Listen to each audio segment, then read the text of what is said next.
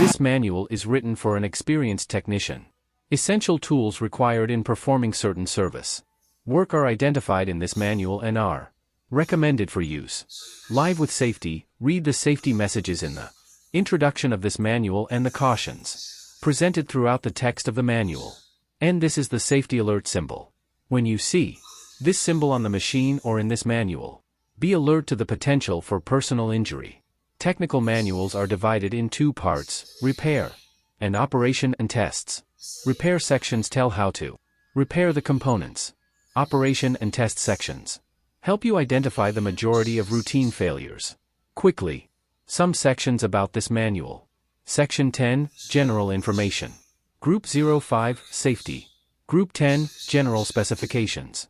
Group 15, Repair Specifications. Group 20, Fuel and Lubricants. Group 25, Serial Number Location. Section 20, Engine Repair.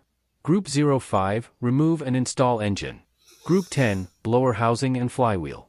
Group 15, Cylinder Head and Valves.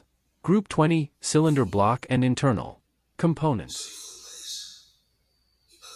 Click on Zombie Apocalypse.